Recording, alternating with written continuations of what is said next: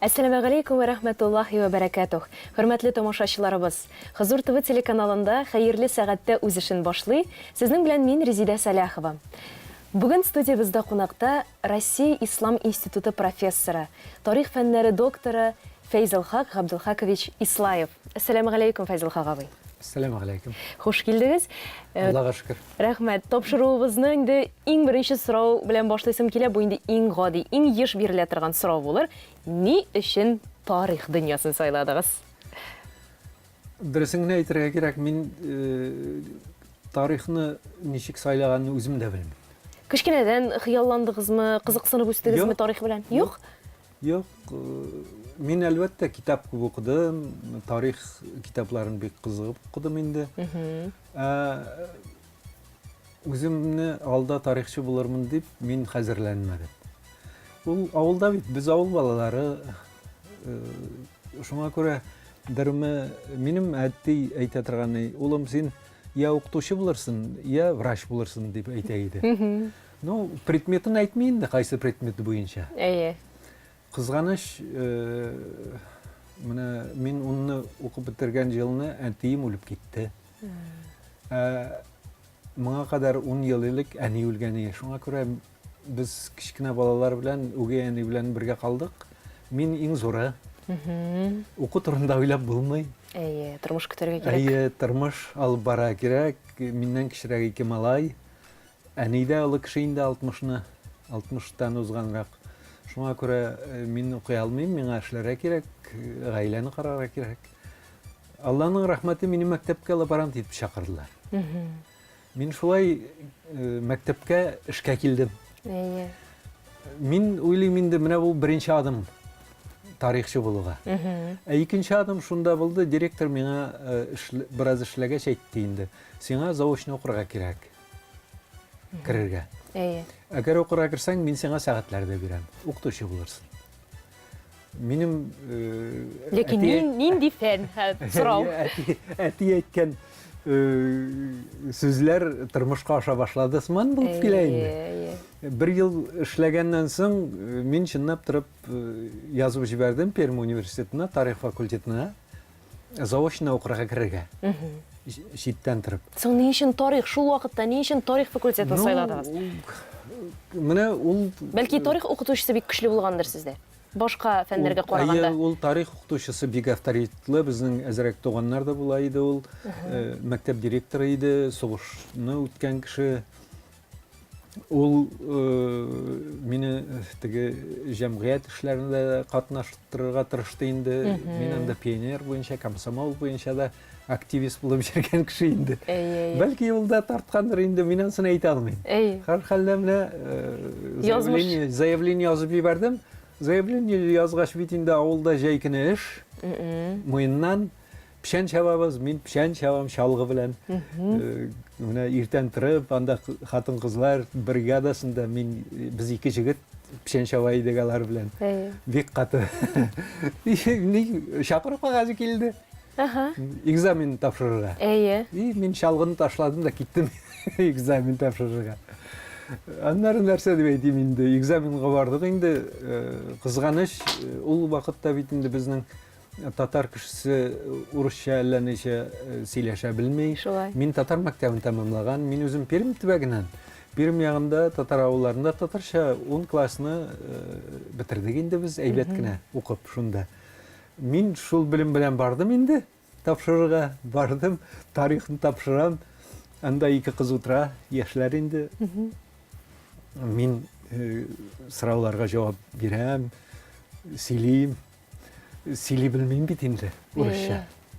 Темасын беләм, ә сөйли белмим. Менә аптырау шунсы, менә мин каян алар сизгәннәрдер бу миндә әзгенә тарихчының шаткысы булганын. Ансын аңлап булмый. Булар биш койды бит менә. Менә бит. Аллаһның рәхмәте.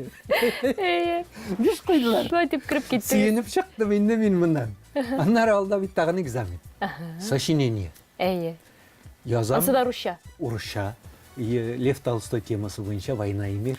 Жаратмаған китабы енді ол. Қалым битінен, башын әзірі оқисында, бары оға ақырына шақлы, қазірге шақлыда оқып бітірмәдім мен аны. Насып етсін, Алла жүрсін. Міне шыны... Нешіктер yazып шықтығысын білмеген китап бойынша? Яздым. Міне оқып біткәш бітін документларын кері бейгелер. Ол заманда тәртіп шынды еді. Қазір нешектір ансын білмейм. Міне мен қарадым өзімнің yazған сочинениені. Шынды әйбет етіп yazғанмын, бір-екі жерден гіне түзеткенлер. Һәм 4 қойғанлар. Құдай ердем еткен Құдай ердем етті мұнда. Мен дұрысын айтырға керек, мектепте оқыған уақытта орысша менің шамалығына еді. Міне хамында іш қоялар емен орыс тіліні. Оқытушылар шул қадарлы әйбет оқытқанлар мені. Міне сочинениені шундай әйбет етіп жазғанмын. Аптырау ішінде. Әнлері 3-ші экзамен прощали әмді. Аныстағы нәрсе? Анысы рус тілі һәм әдәбиятын тілден. Устно, тілден. Тілден сөйлерге. Но мында киттім мен. Орысша айтканда поплыл. Шулай болуға қарамастан апа ұлы кіші. Ол меңа ақырда айтайынды. Орысша білмейміш енді. Сіз бик нашар жауап бердіңіз. Сізге іш қоярға керек. Но сіздің бит мында 5-4. Мен аның янына іш қоя алмайм. 4 қойды. Шулай етіп уздым мен университетте. Әбит ғәдәтте тілден сөйлеу оңайлырақ язуға қарағанда. Сіздің керісінше сочинениеңіз язуыңыз әйбет келіп шыққан язу ішіңіз. Шулайрақ болғандар енді. Но міне Алланың рахматы ол заманда битінде ақша түртіп оқырға кіру жоқ. Білім білән генә. Шулай. 2,5 кіші бір орынға. 2,5 кіші. Мен уздым. Алланың рахматы. Міне шул бірінші адым. Аннары кері қойттыңыз енді ауылға оқытырға? Ауылға аннары ішләдім, әзірек оқыттым. 2 ел ішләдім мен ауылда. Менің мәктепте класс жетекшісі де болып ішләдім әлі. Мен 6-шы класс балалары білән, соғышалар білән. Ол бик ауыр іш болды енді. Мен ансында башқарып шықтым енді. 6-7-ші сыйныфлар енді. Бар бір сезем енді орысша ауылда оқып қана біліп болмай. Іш қоялар. Мен экзаменлар тапшырам, іш кіне. Мен аңа риза түгіл. Шоңа көрі мен өгейін ені бик ұзақ сөйлешкеннен соң ол ризалығын берді. Ярар олым кетерсін, бізге болышырсың енді деп, бізді ұнытмасын деп мені жіберді. Мен шулай айтып Перімге көштім. Анда іш таптым. Ғади ішші болып ішләдім мен, слесар болып ішләдім, һәм оқуны давам еттім. Анда яши башлағаш орысшасы нормальный кіріп кеттім енді мен орысша среда, шындай. Мұхит, орыс мұхиты болғаш тезігіне мен анда кіріп кеттім де. Проблемалар болмады, мен әйбеткіні тамамладым. Аннары түрлі ішлерде һәм аспирантураға шулық университетқа кірдім, аспирантураға кірдім. Аспирантура менің КПСС тарихы бойынша еді. Ол заманда шундай предметта бар еді. Ол бик мәртәбәлі, анда бик яхшы білімлі кішілер ішлейлер еді. Анда орысша айтканда отбор бик кішілейді. Ол яққа бик тешірікпін алалар еді. Мен алар барысында озып, Аллаға шүкір аспирантураға кірдім. Һәм ең екінші мені шын тарихшы етіп ясаған кіші менің фәнни жетекшім. Волин Яков Ровимович деген жахут кішісі еді. Бик зор ғалим, СССР көлеміндегі бәйелене тұрған білгеш бик зор ғалим. Һәм ол менің фәнни жетекшім болды, һәм ол мені тарихшы бұларға үйретті. 2005 жылда университетта яқладым доктор диссертациясын. Меңа бик болышты Индус Ризакович Тахиров. Ол менің фәнни консультант болды, һәм ол меңа фатиха берді. Меңа бітінәй таныш болмаған кіші еді. Мен аның білән сөйләштім. Ол конгресста эшлейді әлі. Башта конгресс ұйыштырған вақыт қына 93 жылдан соң. Мен шул вақытта аның янына кіріп, таныштым, сөйләштім, өзімнің планларына айттым. Ол мен айтты, бик әйбәт сіздің планларыңыз, тик мұны ұзаққа созмайша тез арада эшләгез дейді. Һәм һаман да кызыксыныптырды. Ну, менә җырып чыктык. Демәк, сез Казанга 90-нчы елларда күчкәнсез. 93 елда килдек без. 93 Гаилә белән. Минем гаиләм зур гаилә инде, 3 балабыз бар безнең. Хәзер 8 оныкларым, Аллага шөкер. Субханалла. Иптәшем, арша ягыннан минем иптәшем. Менә инде хәзер без иптәшем белән яшибез 50 елга якын. Менә Бергәләш. Демәк, озакламый алтын туй була, Алла бирсә. Алтын туй була. Амин, каршы алырга язсын. Мин гаиләдән, хатынымнан бик уңдым дип исәплим инде, чөнки галим кешегә әйбәт тыл кирәк. Әйе. Менә синең эшеңне хуплап, мактап тора торган кеше булса, без эшләргә әзер. Ярый, тыл әйбәт булгач бик яхшы, Аллага шөкер. Кире инде эшчәнлеккә әйләнеп кайтсак, сез бит бик күп темалар, бик күп юнәлешләрне кулачлыйсыз. Ул инде Россия тарихында дини сәясәт, татар халкы тарихы, ислам тарихы, авыл атамалары, авыллар тарихы, татар авыллары тарихы, буларны ничек барысында кулачлап бетерә алдыгыз? Менә безнең тарихчылар арасында шундый специальләшү бар инде. Берәү бер темага керә дә, шуннан чыкмый. Бата шунда. Аны чыгарып та булмый. Үлгәнче ул шул темада. Әйе. Башка җиргә йөрми ул. Мин икенче төрлерәк булып киттем. Аның сәбәбе әлбәттә хәзерге замана. Чөнки минем беренче тема ул партия темасы иде. Әйе. Аннан китәргә мәҗбүр булдык. 90-нчы елдагы вакыйгалардан соң китмичә булмый. Әйе. Монда килгәч, миңа әлбәттә тема кирәк иде. Алга таба эшләү. Дөресен әйтергә кирәк, мине бит Казанга чакырып алдылар. Мин әлбәттә үзем теләк белдердем. Әйе.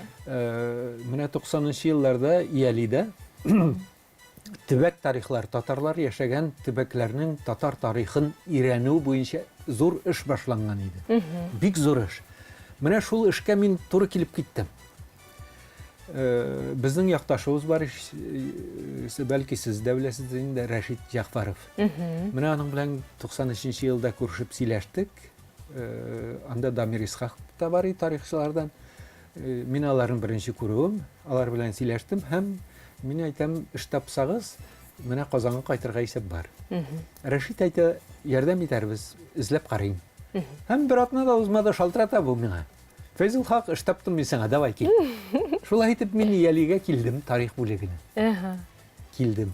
Һәм Гаиләгез инде каршы килмәде.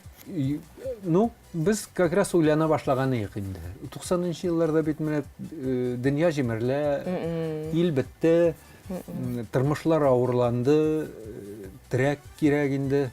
Без уйладык та Татарстанда, татар арасында җиңелрәк булыр дип уйладык. Менә шундый сорау бирим әле, балаларыгыз бит инде барыбер бала чакларын рус мөхитендә үткәргәннәр. Алар татарча беләме бүгенге көндә?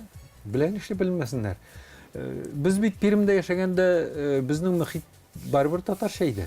Шулаймы? Әйе, безнең дус ишләр барса татарлар, без һаман да бәйрәмнәрдә булай да аралашып, бергәләшеп яшәдек без анда. Дус ишләр безнең барысы да татарлар иде. Хәзергә кадәрле без алар белән аралашып яшибез. Аңлашылды. Менә башка темаларга кергәндә, менә монда мин Пермь татарлары темасын эшләдем.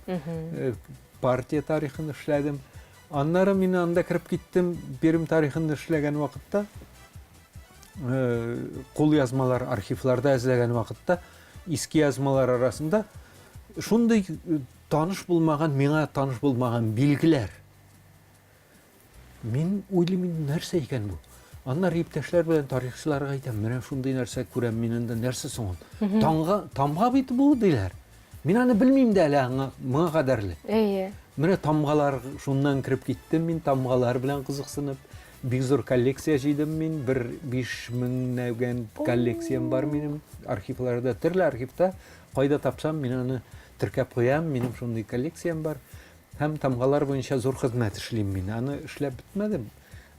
Хәзергә кадәрле. Күптәннән эшли башлаган мин аны 90-нчы елларда ук. Ну, эшләп бетерелмәде. Ну, эшне дәвам итәм. Булай әз-мәз мәкаләләр журналларда, гәҗитләрдә тамга хакында чыккалый. Аннары тагын икенче зур темага кирип киттем мин инде дин мәсьәләсе, Россиянең дини тарихы. Монсы минем доктор диссертациясе булды 18 гасыр буенча. Бу үзенә күрә бик зур фундаменталь тема. Монсын Аллага шөкер монографиялар яздым инде берничә. Аннары шуны өйрәнгән вакытта Батыршага чыктым мин. Һәм Батырша турында айрым китап эшләдем, урысча, татарча басылып чыкты ул, Аллага шөкер. Аннары тагын соңгы вакытта менә популярлашып китте авыллар тарихы. Әйе. Мин 90-нчы елларның ахырында ук авыл тарихы белән шөгыльләнә башлаган идем. Менә Азнакай районында Күктәкә дигән бик кызык авыл бар. Исеме дә кызык инде, Күктәкә. Күктәкә, шундый матур. Ул теге ак буйларында шундый матур тугайда бу авыл. Яланкүл һәм Күктәкә дигән матур авыллар. Менә шул авылның беренче тәҗрибәм шул иде минем 90-нчы елларда авыл тарихын. Мин беренче Азнакай белән таныштым инде. Бу авыл белән андагы кешеләр искитмәле кызык тема булды бу. Аннары тагын үзебезнең туган якта Шәйкә дигән авыл бар безнең, зур татар авылы. Анда урта мәктәп бар иде, кызганыч хәзер урта мәктәп бетте, 9 класс кына калды. Ну, зур авыл инде. Мин ул авылга бара торган идем инде, беренче сабан туйларны анда күргәнем. Безнең авылдан 20 чакрым авыл. Шул авылда мәктәп директоры ул вакытта миңа әйтә: "Фәйзул хак, давай син безнең авылның тарихын эшләле." Мин әйтәм: "Әйдәгез, эшлибез. Әгәр дә бергәләшеп булса эшлибез." Мин андагы тарихны эшләдем. Аннары тагын әле күптән түгел генә 17нче елны Ширмешан якларындагы бер авылның тарихы, Урманасты Үтәмеш дигән. Бик кызык, искитмәле, Самара белән чиктә шунда бу авыл. Андагы кызык халык, кешеләр, алар турында да зур гына китабым чыкты минем. Хәзер дә эшлим әле менә Ширмешан ягын миңа бик ошап китте дә, тагын Югары Чагадай дигән авылның тарихын хәзер язам. Бик кызык авыл. Материаллар хәзер менә шул өстендә эшлим. Шуңа күрә минем тема, мин башка тарихчылардан айырмалы буларак, Юнәлешләрегез күп. Теге урысча әйткәндә многостаночник булдым. Әйе, ярый, бик яхшы. Менә Төрле юнәлештә. әйе. Һәм ул үзенә күрә читтән караганда бәлки истәнрәк тыела торгандыр. Әйе. Шулай булуга карамастан ул тарихчыны шул кадәрле байыта, бигрәк тә авыл тарихы. Һәм үзебезнең татар тарихын чын мәгънәсендә әз генә булса аңлый башлыйсың. Нәкъ менә авыл тарихын өйрәнеп. Әйе, авыл тарихын өйрәнеп. Чөнки анда бит авылның килеп чыгуыннан башлап бүгенге көнгә кадәрле. Күз алдынан күтәр җибәрергә кирәк. Әйе. Шуңа күрә ул үзенә күрә тарихчысын искитмәле кызыклы әйбер.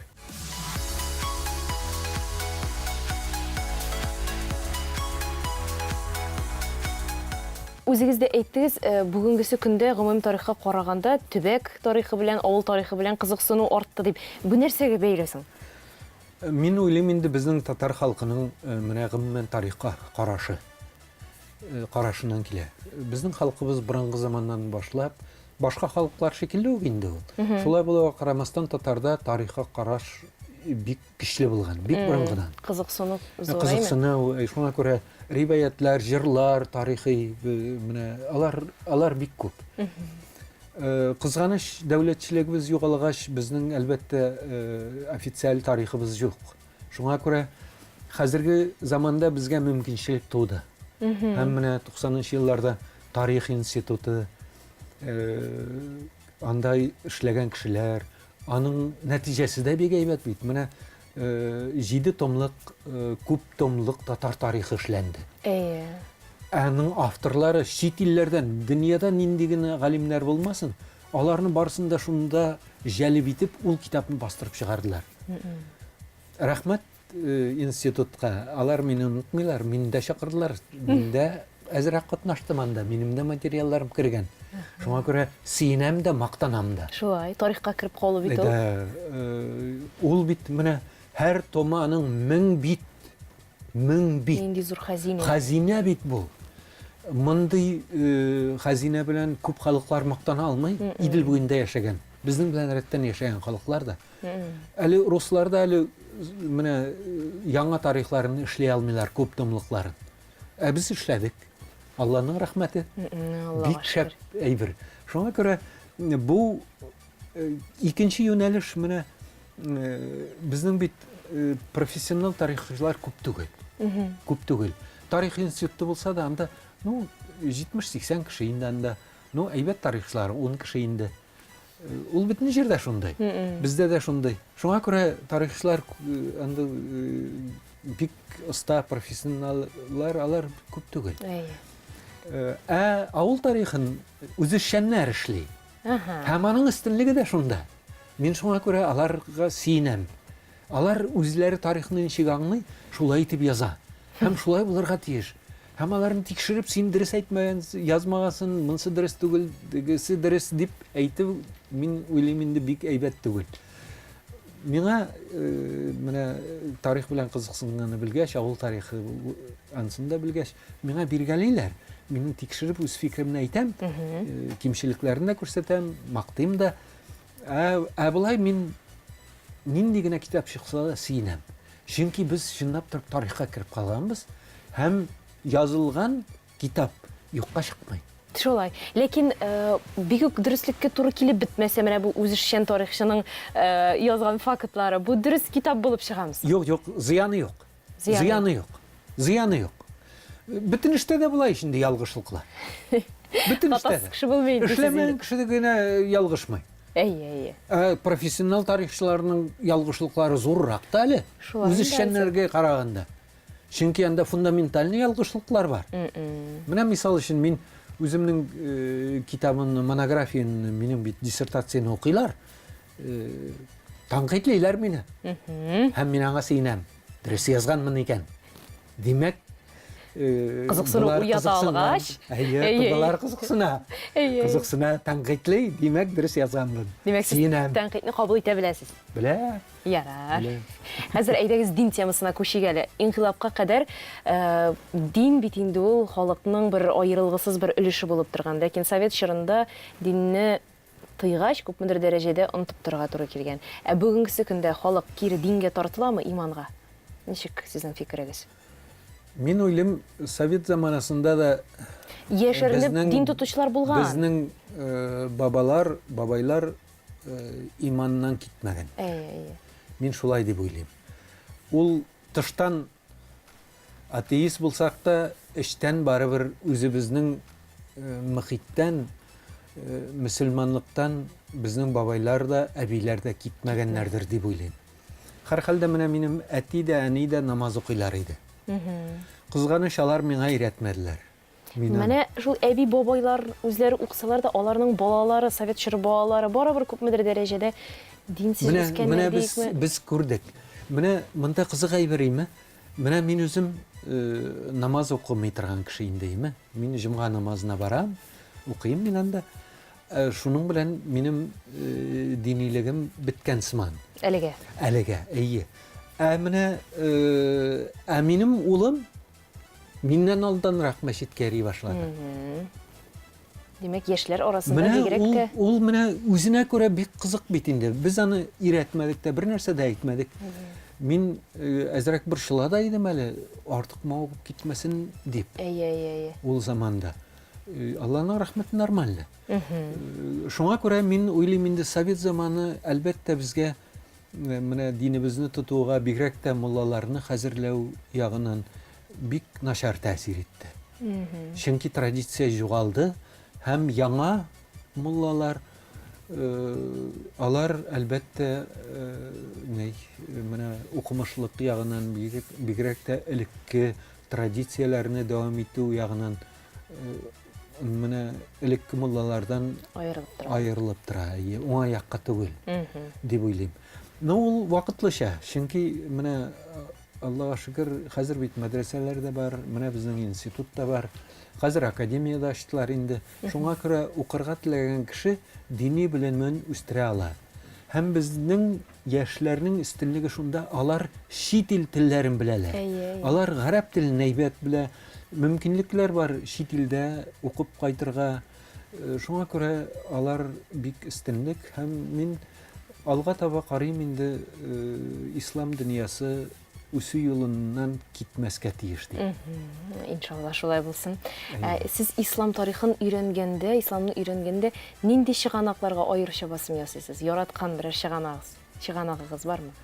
Менә яраткан чыганаклар турында әйткән вакытта, әлбәттә мин үзем теолог булмагач, дин галиме булмагач, мин турыдан-туры теге дини китапларга нигезләп эшләмим. Мин тарихи чыганаклар белән. Архив материаллары инде. Архив материаллары, архивта бик күп бит әйберләр Совет заманында сакланып калган. Менә мисал өчен сугыштан соң шундый дингә карата уңай бер заман караш. Ул сугыш вакытында башланган. 43-44 елда Сталин бит дин әһелләре белән очраша, урыс дин әһелләре белән. Бу барыбер татарларга да, исламга да тәэсир иткән. Аларга да шундыйрак караш. Дингә рөхсәт бар. Рөхсәт. Һәм сугыштан соң махсус структуралары булдырыла администрациядә. Мәскәүдән башлап, бөтен төбәкләргә кадәрле. Һәм анда бу мәсьәлә буенча шөгыльләнә башлыйлар. Мин шундый бик кызык әйбергә игътибар иттем. Татарстанның безнең архивында карыйм, анда бу фондны актарганда. Кагаз Мәскәүдән Казанга килгән. Нишләп сезнең авыллардан хатлар юк, мәчетләр ачырга кирәк дигән. Безнекеләр тегендә җибәрмиләр, тоталар, ә монда аста бар. Ашарга теләк биреп хатлар язучылар бар. Казанда, Кремльдә туктаталар моны. Җибәрмиләр. Бу сакланып калган шундый кызыклы материал. Менә аны бит архивтан карамасаң, бу документларны укымасаң, моны миннән башка кеше белә микән?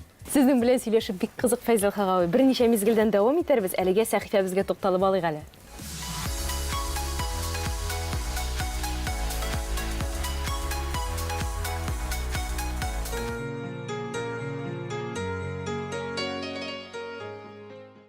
Bir gene mesele mında. Kişi dinde mi, dinde tugil mi? Galim mi, nadam mı? Bunda da şunu da karar gerek. Eğer de kişi dinli tugil iken, Müslüman deyip sanıyor özün.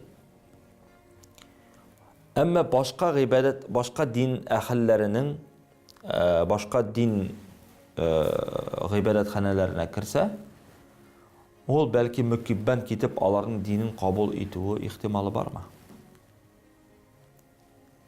Uşap gitti. Şirkevge mesela kirdi, uşap gitti. Nadanlığı arkasında ol mümkün dinin de alıştırır. Şuna göre min takdim etmez idim. Hatta ekskursiya bilen kirge de mesela gıylemi bulmağın kişiye şirkevge mesela. Ama ezgine bolsa da əbi babaylarımız üretip kaldırgan bitinde. Mene bizim dinimiz var, İslam dinimiz var, meşitimiz var falan degen. Eğer sen hatta başka ibadet halına kirsen de biliptir Allah Teala var, Allah Teala bir, hem bizim dinimiz İslam. Deyip əbi babaylarımız üretip kaldırgan iken bu balana, bu kişini.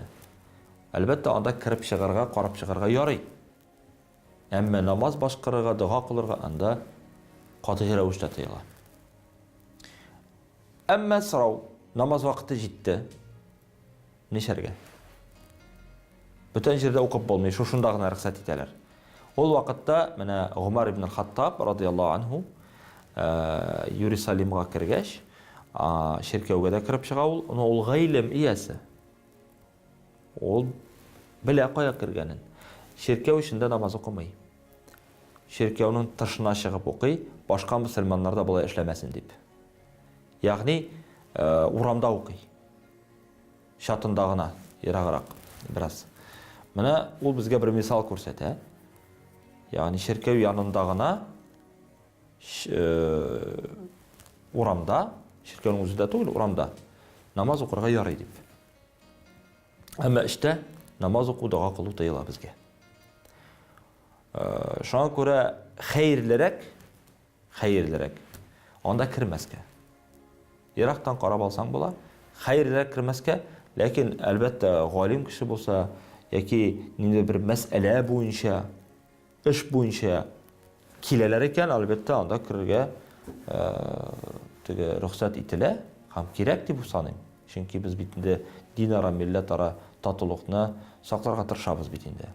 Анда инде галимнәр, алар, мәсәлән, христиан галимнәре, ислам галимнәре, хәзрәтләр һәм инде батюшкалар, алар бер-берсе белән очрашып, ниндидер бер мәсьәләләр шишә. Алар бит инде үзенә күрә бер әйтергә кирәк, бер проблемалары бар. Мәсәлән, эчкечелек проблемасы, наркомания проблемасы, зина проблемасы, һәм күп кенә әдәпсезлек, әхлаксызлыклар бар безнең җәмгыятебездә, һәм алар бергә шушы мәсьәләне шишергә телиләр.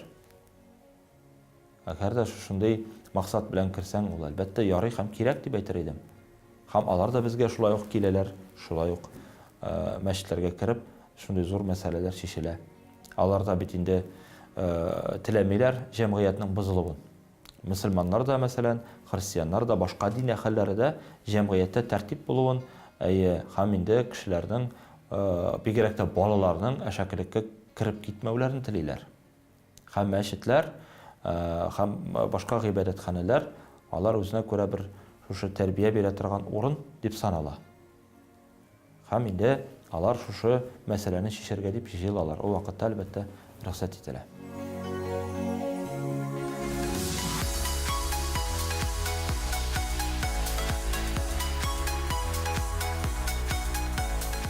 Фәйзел Хагабый, сезнең эш тәҗрибәгез зур, сез бит инде хәзер әллә ничә дистә еллар тарихта. Әйтегез әле, менә Совет чорында дини темаларга эзләнү алып бару кыен булмадымы? Дөресен әйтергә кирәк, мин Совет чорында дини эзләнүләр алып бармадым. Ул вакытта әле Юк. Бу темалар калмады. Ул вакытта юк, ул вакытта мин атеист идем. Һәм дөресен әйтергә кирәк, менә дингә, менә ислам диненә беренче мин атеист буларак кирдем. Чөнки ул вакытта университет бар иде. Партийный университет.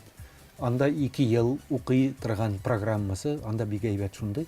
Һәм махсус атеистлар әзерли торган. Һәм ислам дине буенча Пермдә бит әле бу. Менә мин шунда безгә Үзбәкстаннан зур-зур галимнәрне алып килделәр анда. Коръән буенча, ислам буенча. Менә мин шунда кирдем. Ислам белән таныша башладыгыз. Ислам белән, атеист буларак. Хәзер инде икенче якта.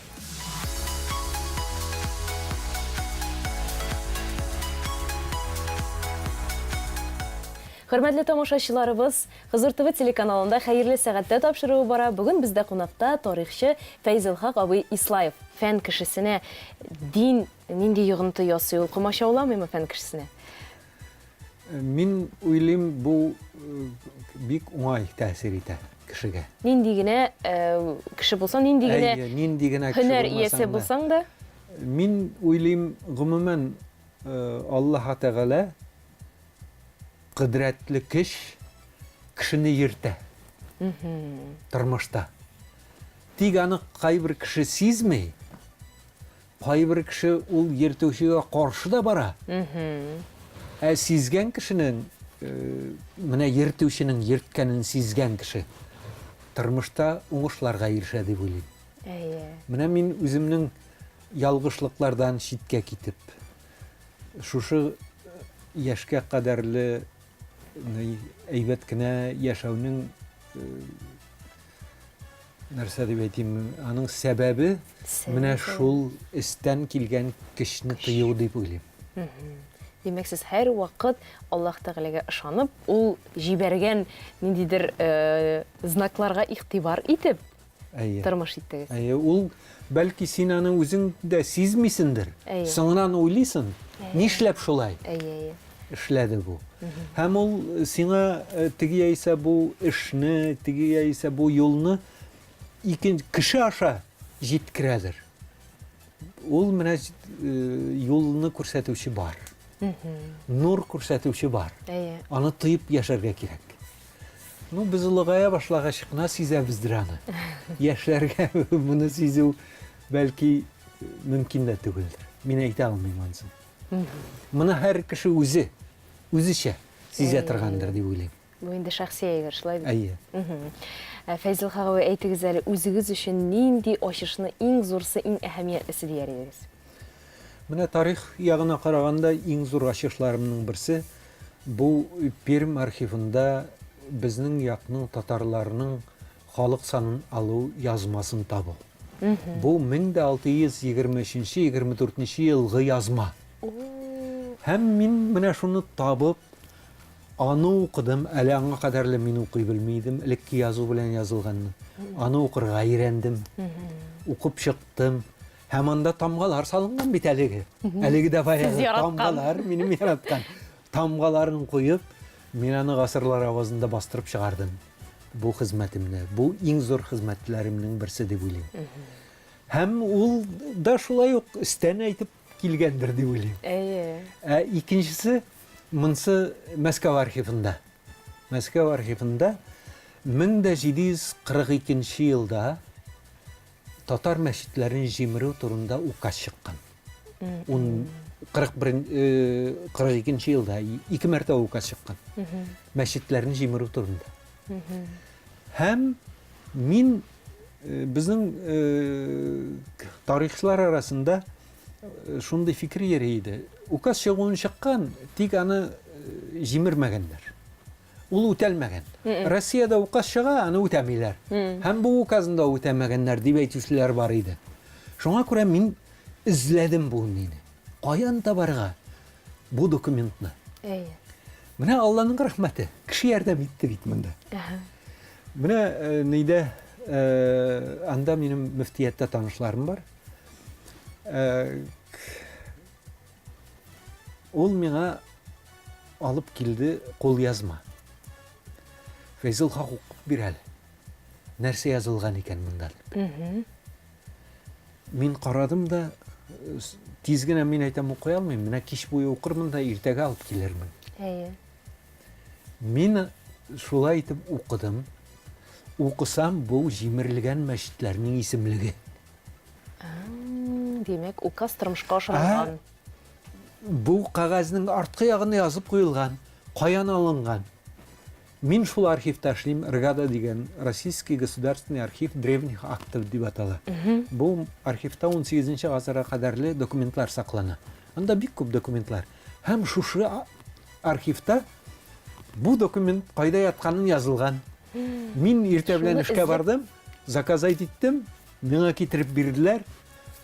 Дулкыннан ачтым, таптым.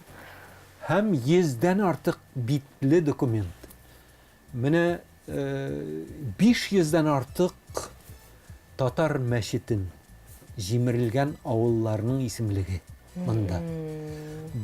Мәчетне җимергәннәрме, җимермәгәннәрме, мәчет кайчан төзелгән, монда ничә кеше яши, урыс авылы, Ширкәүле авылга кадәрле бу авылдан ничә чакрым.